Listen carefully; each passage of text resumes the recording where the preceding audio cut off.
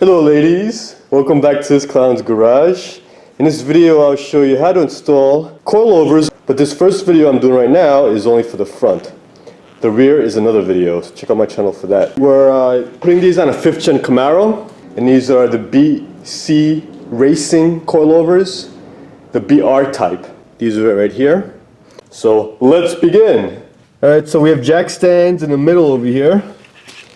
I'll put it right there and right there. And I also have a jack here as a fail-safe on the frame rail, just in case one of these jack stands fail. Alright, first thing I did before even jacking it up, now I already did this job so I could give you measurements here. You just put the measuring tape from the bottom in the center of the wheel all the way up and measure where the ride height is now. When we first started, it was 29 inches in the front, and the stock setting that they give you with that setup, the coilover setup, brings it down to 28 inches and a quarter. So we like that. It's a 3/4 inch drop and it looks pretty nice. We'll show you at the end once we drop the whole front of the car how it's going to look. Now, just going to take the lug nuts off here. These are 7/8 lug nuts.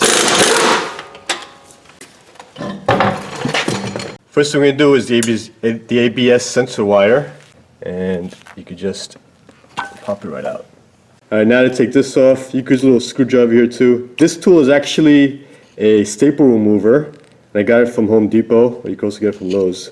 I really like this because it gets in there, it's nice and thin, and you just pop that out.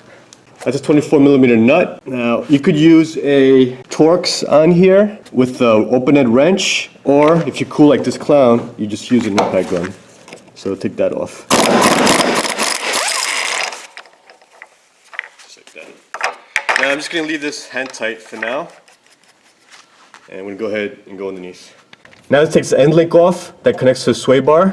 This has a rod end type of link. So this is a 14mm nut. And back here, on this side is bracket. You got to put a wrench. I'm just going to put an adjustable wrench to hold it so it won't spin. I'll show you what it looks like when I take it out. And I'm just going to go ahead and undo this now.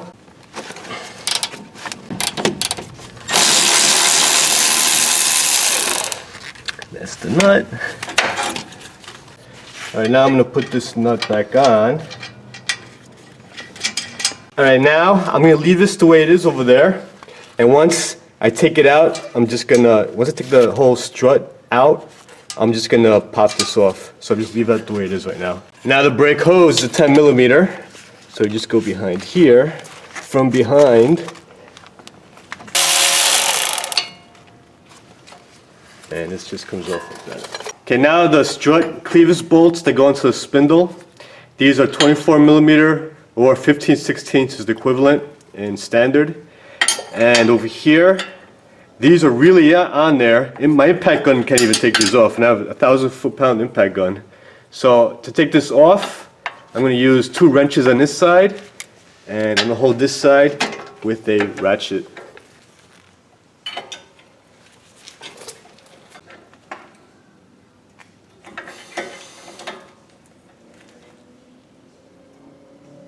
Yeah, baby. Who's your clown daddy? When does he do?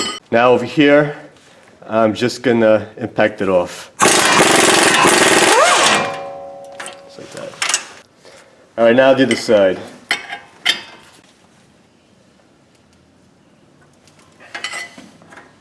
Okay, now that it's cracked loose, I'm gonna go ahead and impact this bitch off.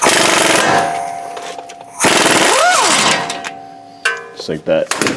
Now I have my knee to the rotor here, just so it doesn't pop out. Alright, now I'm going to take the nut off on top.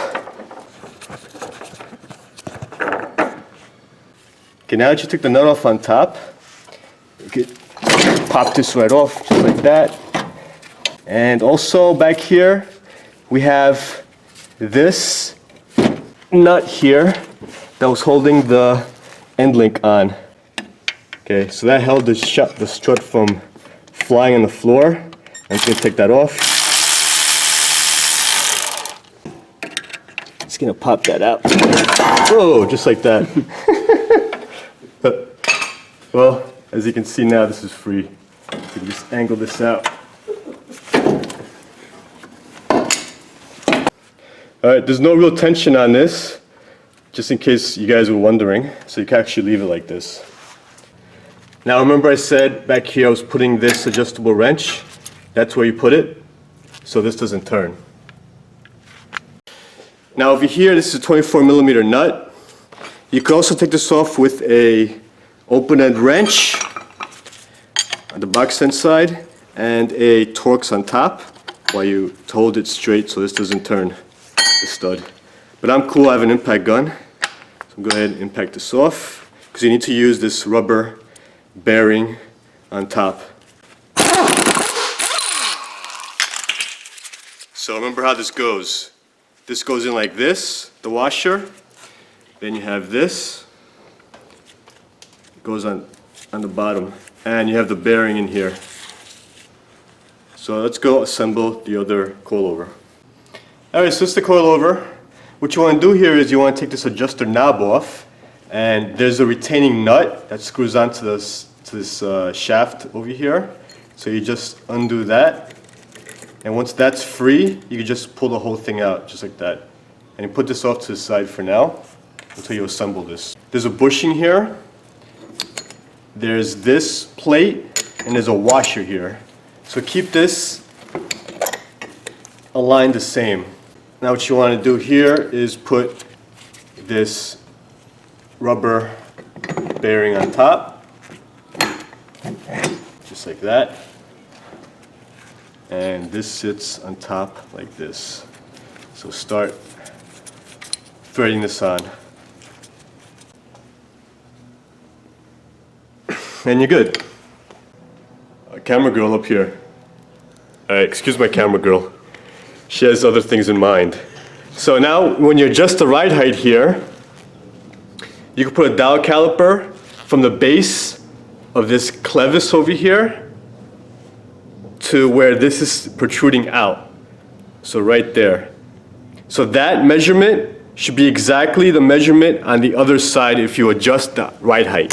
And you adjust the ride height by knocking this loose with the drift. I like to use a brass drift, which is soft. It doesn't mar anything over here. And undo it.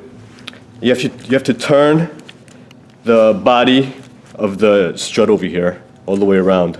Then tighten this down and you're good. So we're not going to touch this setting. This is the setting that it came with. So both sides right now are exactly the same. Alright, now this side I'm going to loosen so I could adjust it the same way I did the other side. So I'm using my brass drift here to knock this ring loose. There you go. So thread this down, and now to knock this loose.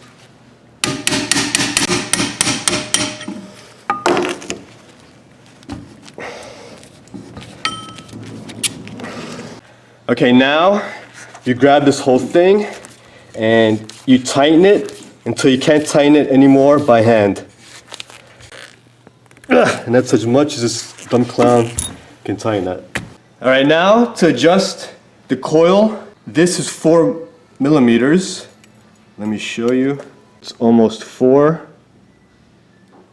So what we're going to do is we're going to adjust it to this thickness. You turn this lock nut all the way and butt it up against this one.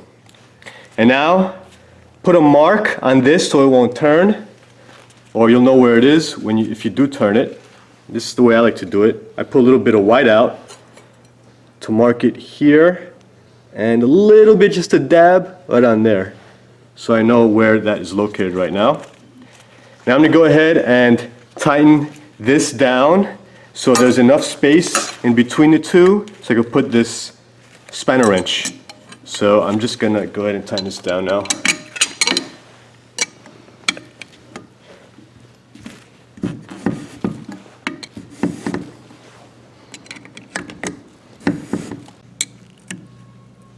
That's what you want.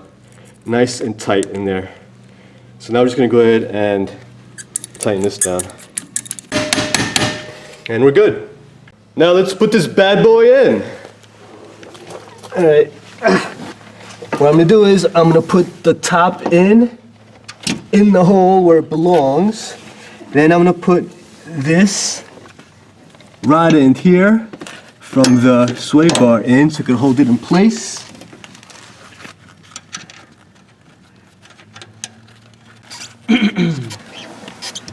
And now on top, I'm just gonna loosely thread in the plate and a nut on top.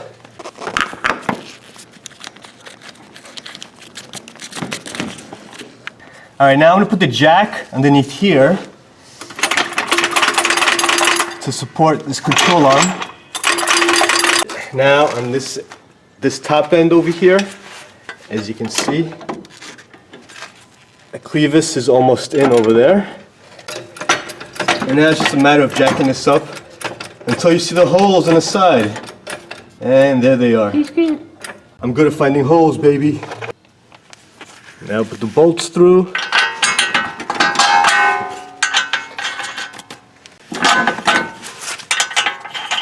Now torque these bitches down to 95 foot-pounds. And now for this one. And we're good. I'm gonna put a little bit blue thread locker on this bolt that goes to the bracket for the brake hose. And pop this in.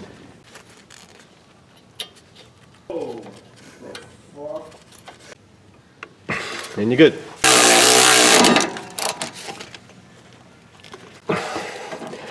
And the end link is on. Now put the ABS sensor on.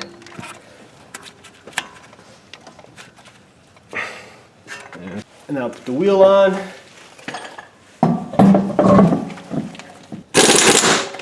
Alright, now we're gonna drop the car on the floor. Now that the car's on the floor, I'm just gonna go ahead and tighten this down. Alright, now if you see the stud turning with the nut, you can go ahead and put an Allen key in there and tighten it down the rest of the way. And that's tight. Now you put the adjuster knob right in the hole and tighten that down. I like to use an adjustable wrench here just to tighten down a little bit.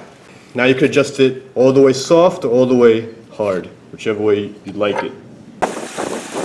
Okay, so that's what it looks like. Those are just the fronts. And don't forget to get a wheel alignment to do this. Now watch my other video for the rear coilover installation. We're going to drop the back also. Thanks for watching. Subscribe to my channel, like me and share me. See ya!